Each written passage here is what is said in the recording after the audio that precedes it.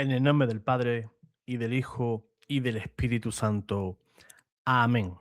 Bienvenidos a Pater Noster. Te saluda tu hermano José Manuel Gutiérrez. Hoy, antes de comenzar este tema, te voy a invitar a que des like a este video, a que lo compartas. Y si eres nuevo en el canal, pues te invito también a que te suscribas. Esas serían las tareas que te dejo en este instante, ¿verdad? Para poder apoyar al canal. Y si deseas apoyar al canal de diferentes maneras, aquí debajo vas a encontrar múltiples maneras de poder hacerlo.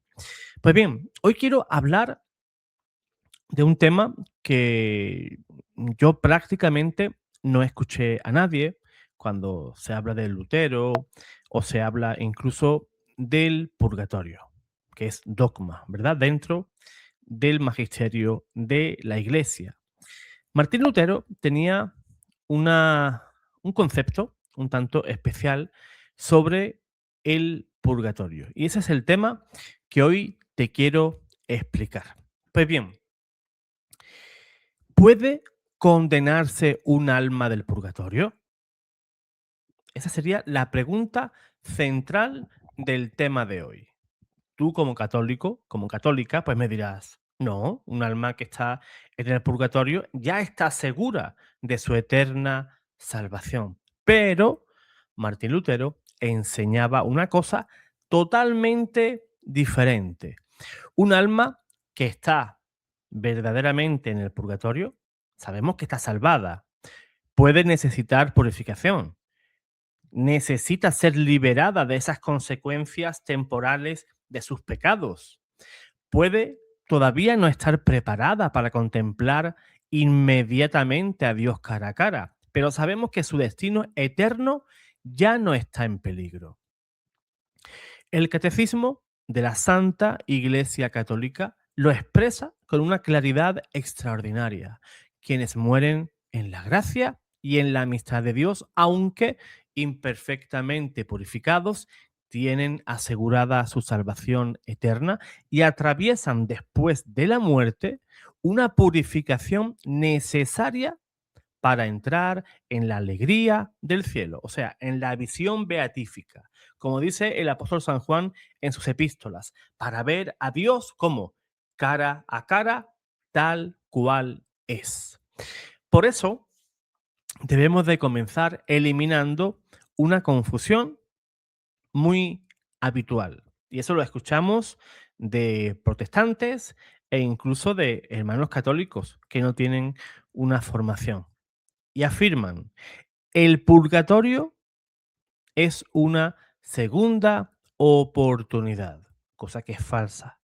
El purgatorio no es una segunda oportunidad para salvarse alguien que está condenado. Eso lo dicen los protestantes para caricaturizar la doctrina del purgatorio.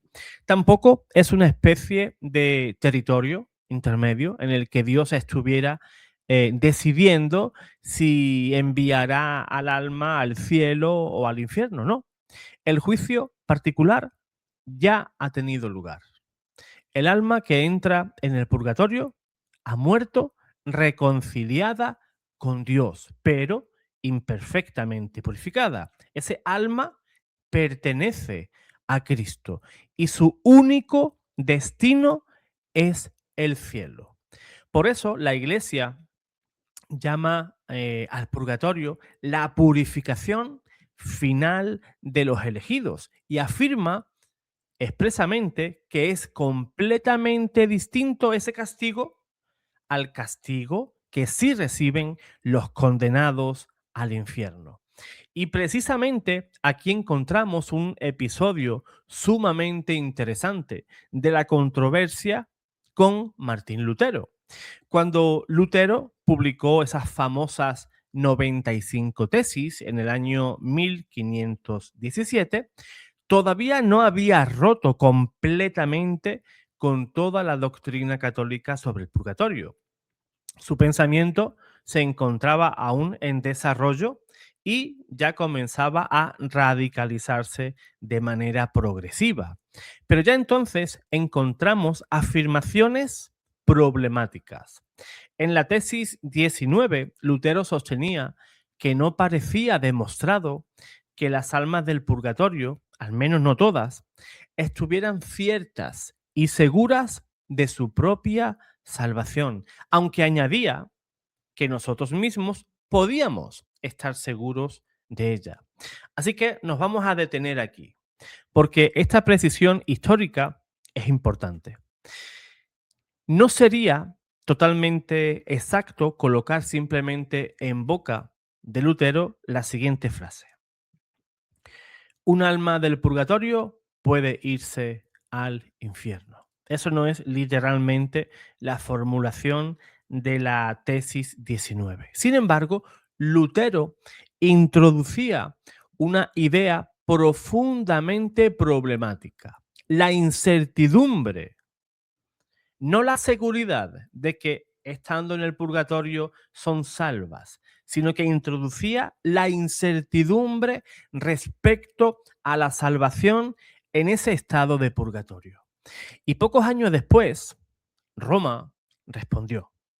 En el año 1520, el papa reinante en aquel tiempo, que era el Papa León X, promulgó la bula Exsurge Domine. En castellano sería: Señor, levántate contra tus enemigos, en la que fueron examinadas y censuradas 41 proposiciones extraídas de esas enseñanzas de Lutero, precisamente. Y entre ellas encontramos una que nos interesa especialmente. Es la proposición número 38. Las almas del purgatorio no están seguras de su salvación, al menos no todas. Eso es lo que decía la proposición número 38 de Martín Lutero. Él dudaba de que algunas almas que estaban en el purgatorio dudaban si se podían salvar o finalmente se condenaban. La misma proposición de Martín Lutero continuaba poniendo en duda, ¿verdad?, que estuvieran fuera del estado de merecer o de crecer en caridad. Y todavía también hay algo más sorprendente. La proposición inmediatamente posterior, la número 39, afirmaba que las almas del purgatorio pecaban continuamente, o sea, después de morir, ese alma podía seguir pecando. Eso es lo que enseñaba él. Podían continuamente pecar mientras buscaban el descanso y rechazaban sus penas. También fue incluida entre las proposiciones censuradas por Exsurge Domine. Entonces, comprendemos por qué esta cuestión no es simplemente una curiosidad histórica. Estamos ante dos concepciones diferentes del purgatorio. Para nosotros, para los católicos, el purgatorio pertenece ya al misterio de la salvación. No existe allí la posibilidad de rebelión definitiva contra Dios. Allí tampoco existe una nueva elección entre el cielo o infierno. No existe allí el riesgo de perder la gracia y terminar condenado. ¿Por qué? Porque solamente llega al purgatorio quien ha muerto en amistad con Dios. Y después de la muerte termina el tiempo de nuestra peregrinación moral en esta tierra. O sea, post-mortem no podemos pecar. El alma queda como fotografiada. Ya no puede haber ningún cambio ni para bien ni para mal en ese estado en el que mueres. Así te presentas en el juicio. Así de dura es la cosa, hermano. Si mueres en gracia, pero imperfectamente purificado y reconciliado con Dios, te salvas. Vas al purgatorio. Mueres perfectamente en la gracia de Dios, vas al cielo, como mueren los santos, como mueren los mártires. Mueres sin reconciliarte con Dios y renegando, te condenas. No hay posibilidad post-mortem de que se revierta eso. Tu periodo o tu peregrinación moral en esta tierra terminó y te presentas en el juicio particular tal cual moriste. Por eso es terrible nuestra lucha, el estar siempre en gracia de Dios. Por tanto, no entramos después de morir en otra existencia donde podamos convertirnos, podamos apostatar, volver a convertirnos y escoger nuevamente otro destino. La carta a los hebreos recuerda que al hombre le corresponde morir una sola vez y después al juicio. Por eso el purgatorio no es una prolongación de nuestra vida terrena. En el mismo instante que morimos, asistimos a nuestro juicio particular. No se dilata en el tiempo. Por tanto, es la purificación del que ya ha sido juzgado favorablemente respecto de su destino eterno. El purgatorio es la purificación de la persona, del alma que ya ha sido juzgada. Y eso cambia completamente nuestra manera de comprender todo esto. Imaginemos un alma que muere en gracia de Dios, ama verdaderamente al Señor, ha sido perdonada, pero todavía existen en ese alma apegos, desórdenes, las consecuencias del pecado, imperfecciones que necesitan ser sanadas. Dios no condena a esa alma. Es más, Dios quiere que todos los hombres se salven, le escribe San Pablo a Timoteo. Dios se preocupa por esa alma y por eso la purifica. Y aquí es donde aparece la inmensa misericordia del purgatorio, porque purgatorio significa que Dios no abandona la obra de santificación que comenzó en nosotros. Podemos decir que el purgatorio es una fábrica de santos.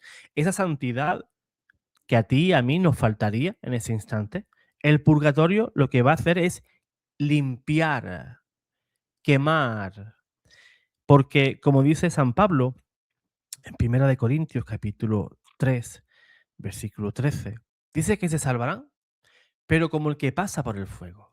Y allí se va a quemar nuestra hojarasca, todas esas impurezas, ¿verdad? Como dice San Pablo. ¿Y cómo vamos a quedar? Como el oro en el crisol. Vamos a quedar limpios, brillantes, exultantes. ¿Para qué? Para ese encuentro definitivo con Dios. Dios te prepara para Él. Dios te limpia. Dios te transforma. Por ejemplo, el Papa Benedicto XVI explicaba, reflexionando, pues, en ese pasaje que te acabo de decir hace un momentito, sobre Primera de Corintios, capítulo 3, que algunas obras pueden desaparecer como paja ante el juicio de Dios y que sin embargo el hombre mismo puede ser salvado como a través del fuego. Así dice San Pablo. Y desarrollaba una visión extraordinariamente cristocéntrica en esa purificación. Es el encuentro con Cristo que quema toda la falsedad y transforma y sana al hombre. Por eso San Pablo ofrece una imagen que la tradición cristiana ha relacionado profundamente con la purificación después de la muerte. El hombre puede sufrir pérdida, su obra puede ser probada, algo debe de ser quemado, pero existe una frase decisiva. Él mismo se salvará. Ese hombre se salva. Ahí está la diferencia. Ese fuego purifica a ese alma que ya está salvada. No transforma a un condenado en salvado. No, no, ese es un error. Ni tampoco coloca al malvado nuevamente ante la posibilidad de condenarse. O sea, el salvado no se puede condenar. Él tiene la seguridad que estando en el purgatorio se salva. Por tanto, el purgatorio no es una batalla para decidir si finalmente nos salvamos. Es la consecuencia de una salvación que ya pertenece a ese alma. Y por eso resulta teológicamente tan problemática cualquier concepción que introduzca inseguridad respecto al destino eterno de las almas purgantes. La doctrina católica puede resumirse prácticamente en 3 palabras. Las almas están salvadas, ¿sí? Todavía no están glorificadas plenamente, todavía están purificándose, todavía necesitan de nuestros sufragios, pero están salvadas. Por eso rezamos por ellas, para acortar ese purgatorio. Por eso celebramos la Santa Misa por los difuntos. Ofrecemos sacrificios. Por eso podemos aplicar indulgencias por ellas. No rezamos que eh, para impedir que vayan al infierno, porque ya están salvas. Rezamos para que se complete cuanto antes su purificación y puedan entrar en la visión beatífica. La Iglesia ha mantenido desde muy antiguo esta práctica, la de orar por los muertos, y vincula expresamente su doctrina del purgatorio en los concilios de Florencia y Trento. También recuerda el testimonio bíblico de la oración por los difuntos en el segundo libro de los Macabeos. Además, hay una belleza teológica enorme detrás de todo esto. El alma del purgatorio ya no puede decir eternamente no a Dios. Su voluntad fundamental está orientada hacia Él. Ama a Dios, desea a Dios, sufre precisamente porque desea esa plenitud de Dios y todavía no puede poseerla de manera plena. Por eso, el sufrimiento del purgatorio es completamente distinto a la desesperación del infierno. El alma purgante sufre porque desea ver a Dios, lo vio por un instante y sufre porque quiere verlo. El alma condenada sufre porque ella es consciente de lo que perdió. Podía haber tenido todo, que es Dios, ser amado por Dios toda la eternidad, y decidió ese alma libremente. No es que Dios te mandara al infierno, sino que tú libremente, mediante el pecado, rechazas la misericordia de Dios, y por tanto ese sufrimiento es darte cuenta, ser consciente de que tu única posibilidad en la vida era luchar. ¿Por qué?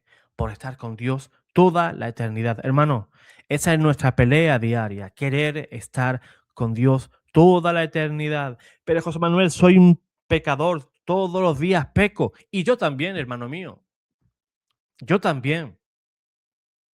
Pero el deseo que tengo de Dios, el hambre que tengo de Dios, eso también será juzgado. Dios sabe que por nuestra propia naturaleza pecaminosa y débil, podemos condenarnos. Y Él nos va a dar las gracias para que tú y yo podamos salvarnos. Un alma que desea a Dios, un alma que añora a Dios, ese alma va a pelear por estar eternamente con Dios. ¿Que vamos a caer? Por supuesto, claro. ¿Y vamos a luchar contra ese pecado? Por supuestísimo, claro. Pero esa lucha, la vamos a tener hasta nuestro último suspiro. Hasta nuestro último suspiro. Por eso, hermano, esa enseñanza de Martín Lutero traía traía desesperanza, porque a pesar de que estaba en el purgatorio, el alma, según el pensamiento de Lutero, ese alma estaba en el purgatorio, pero no sabíamos si expresamente ese alma podía condenarse o no. ¿Qué enseña la Iglesia? En resumidas cuentas, de que un alma que está en el purgatorio está segura de su eterna salvación. Por eso no debemos de desesperar. Lo que tenemos que hacer es ofrecer sufragios para que ese alma pueda acortar su purgatorio. Esa es la verdad. El alma está salvada y espera el momento en el cual esté totalmente purificada para su encuentro definitivo con Dios. Fíjate en algunas revelaciones privadas, algunas almas se presentan con ropas que están hechas harapos, ¿verdad? O aparecen llenas de barro o mucha suciedad. ¿Por qué? Esa imagen nos está enseñando de que esa alma todavía tiene aún mucho que purificar. Esas almas en las revelaciones privadas pedían oraciones.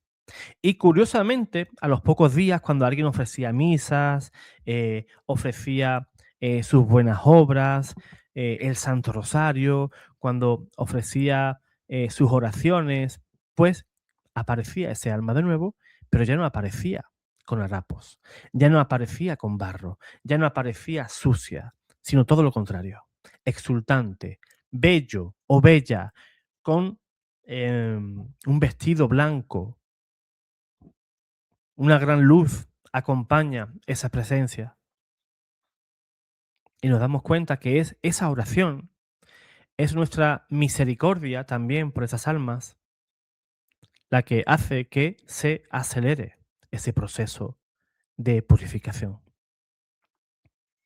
Por eso, qué triste deben de estar esas almas cuando tú y yo no rezamos lo suficiente. Almas que nos amaron profundamente en vida y que hoy, de manera negligente, pues están abandonadas por ti y por mí. Por eso, hermano, en este instante, en el momento que terminemos este vídeo, ponte a rezar por esas almas de tus seres queridos. Yo tengo la dicha de que muchos de ustedes, eh, en esa gran cantidad de videos que hemos hecho sobre el purgatorio, habéis recuperado esa costumbre o habéis comenzado a tener esa costumbre de rezar por los difuntos. Y fíjate, cada difunto, cada alma que tú ayudes a entrar al cielo, son almas que van a interceder por ti. Imagínate, un ejército de almas allá arriba pidiéndole al Señor por tu eterna salvación. Imagínate, ese alma. Mira, Jesús, perdona a José Manuel. José Manuel es un sinvergüenza, sí, es un sinvergüenza. Pero fíjate, trabaja por ti, se preocupa por la evangelización, tiene sus defectos. El hombre tiene sus cosas, pero perdónale, perdónale. Y van a estar delante del Señor intercediendo, aplacando al Señor para que nos reciba también en el cielo. Y si tenemos que pasar por el purgatorio, pues que sea un purgatorio cortito, porque nuestro destino no es hacernos millonarios aquí en este mundo, no es tener el mejor coche o carro que nadie, la mejor vivienda, la mejor ropa, no, tu meta y mi meta debe de ser el cielo. San Pablo lo entendió perfectamente y decía a los filipenses, todo lo tengo por basura con tal de ganar a Cristo. Pues tengamos todo eso por basura, las cosas de este mundo, y peleemos y luchemos por las cosas de allá arriba. Así que, hermano, dale like, comparte este video y suscríbete si es que te ha ayudado en tu vida de fe. Dios te guarde, Dios te bendiga.